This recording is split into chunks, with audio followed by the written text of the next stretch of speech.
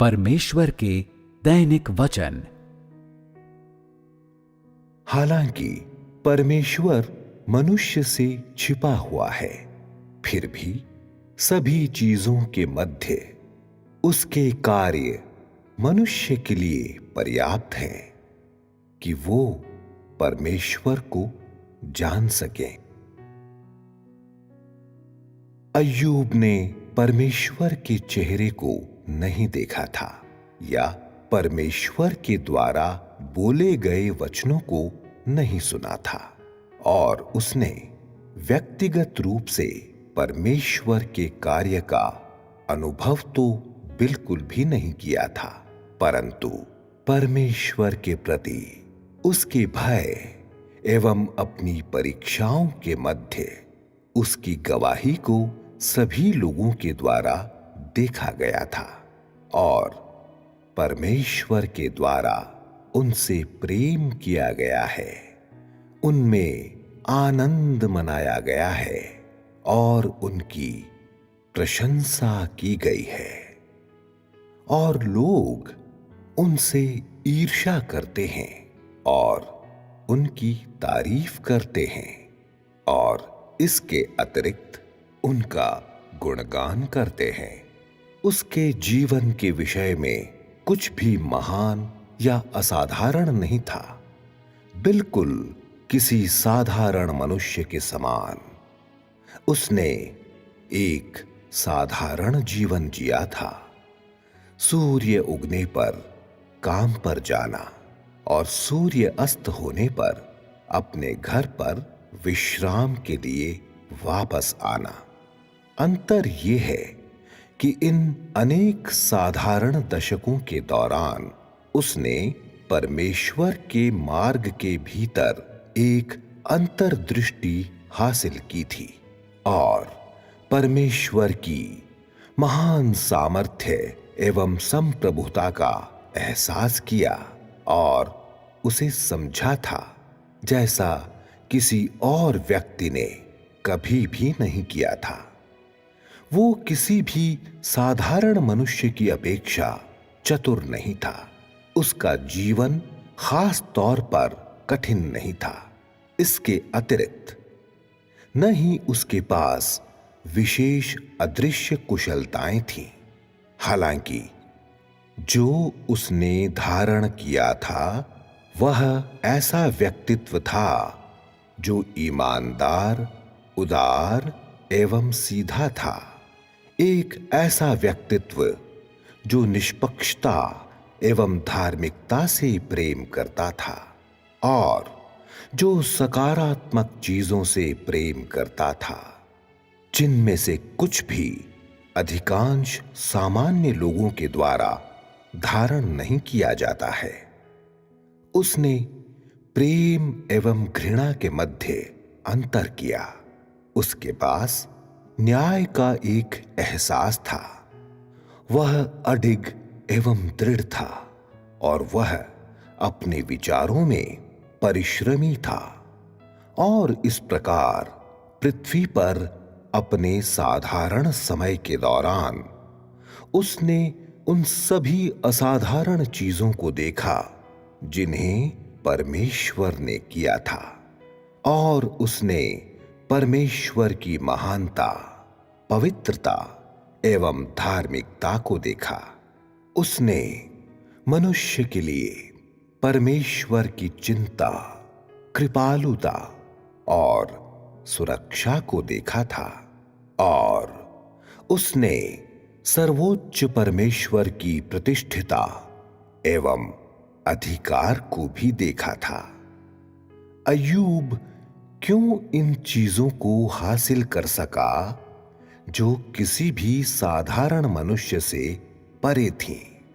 इसका पहला कारण था क्योंकि उसके पास एक शुद्ध हृदय था और उसका हृदय परमेश्वर से संबंधित था और उसकी अगुवाई सृष्टिकर्ता के द्वारा की गई थी।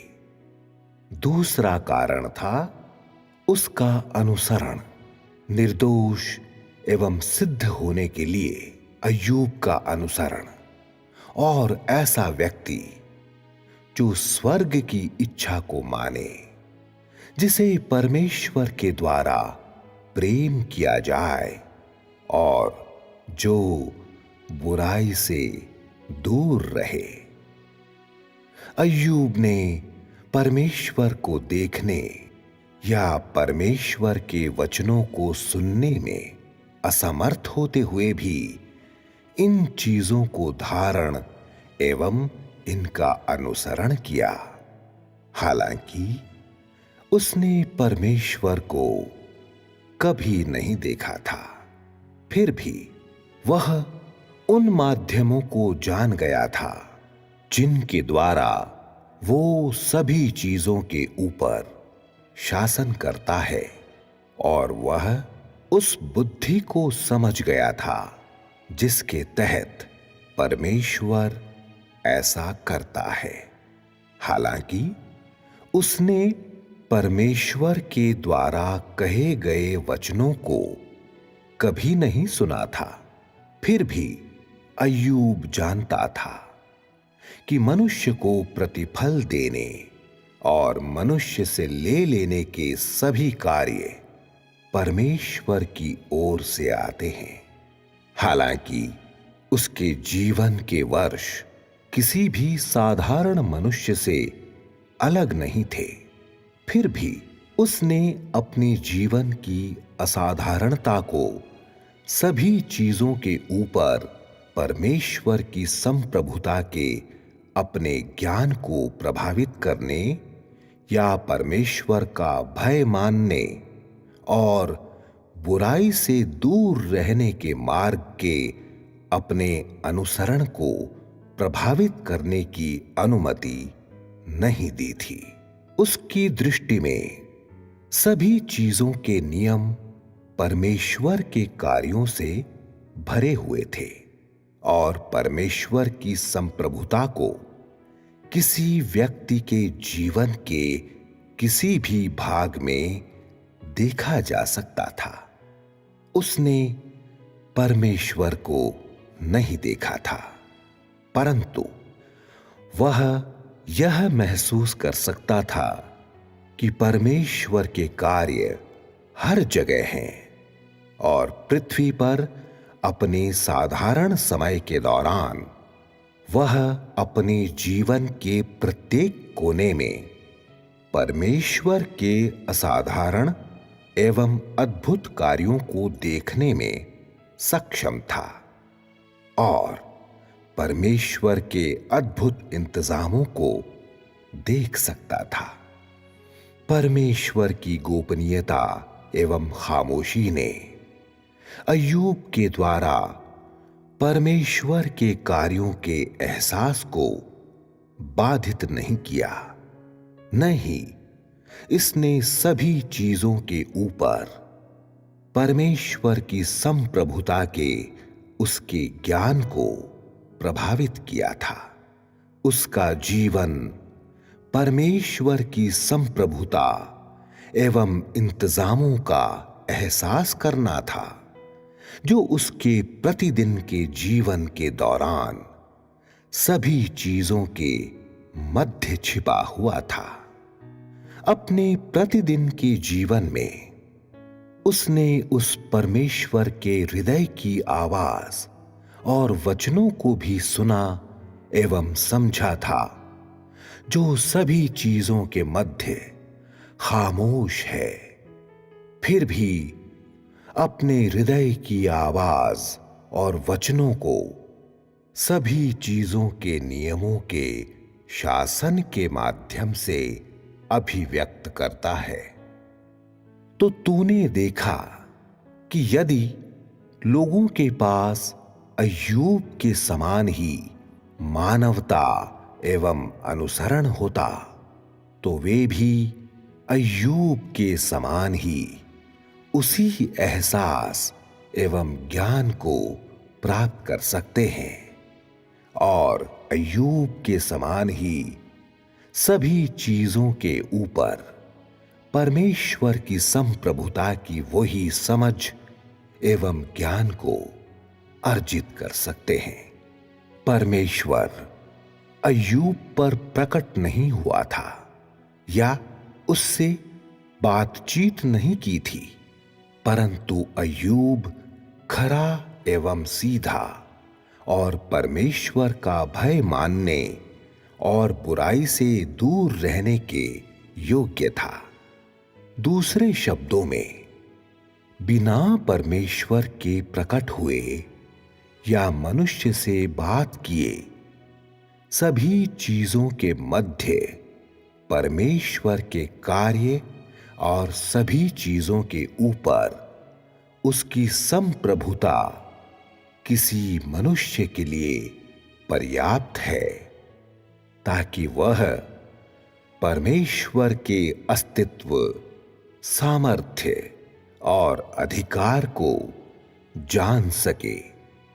और परमेश्वर की सामर्थ्य एवं अधिकार काफी है कि ऐसे मनुष्य को परमेश्वर का भय मानने और बुराई से दूर रहने के मार्ग का अनुसरण करवाए।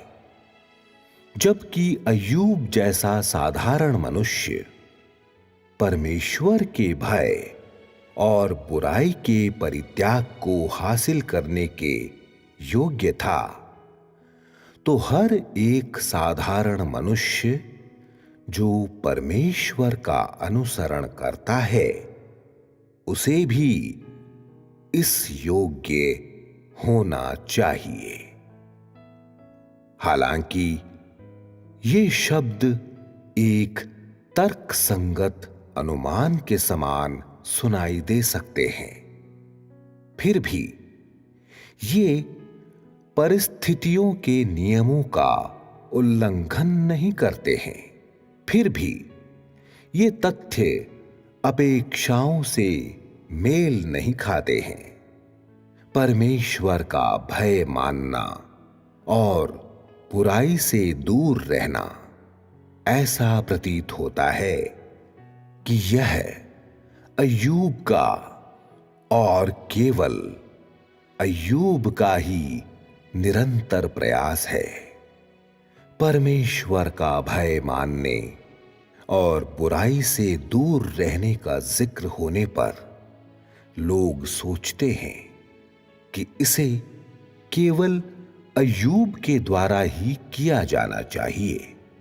मानो परमेश्वर का भय मानने और बुराई से दूर रहने की नाम पट्टी को अय्यूब के नाम के साथ चिपका दिया गया था और दूसरों से इसका कोई वास्ता नहीं था।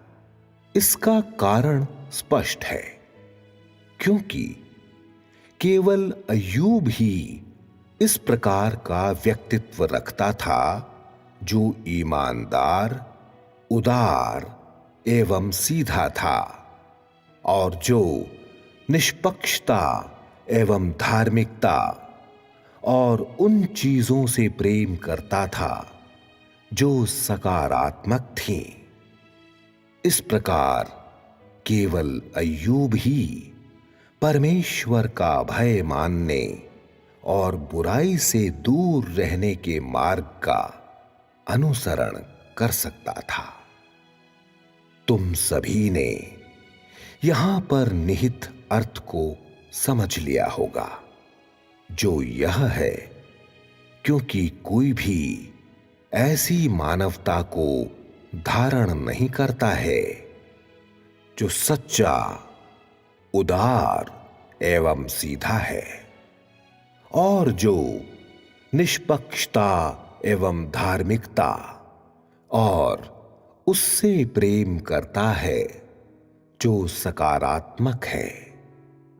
कोई भी परमेश्वर का भय मानकर बुराई से दूर नहीं रह सकता है और इस प्रकार वे कभी परमेश्वर के आनंद को प्राप्त नहीं कर सकते हैं या परीक्षाओं के बीच में दृढ़ता से स्थिर खड़े नहीं रह सकते हैं, जिसका मतलब यह भी है कि अय्यूब को छोड़कर सभी लोगों को अब भी शैतान के द्वारा बांधा एवं जाल में फंसाया जाता है।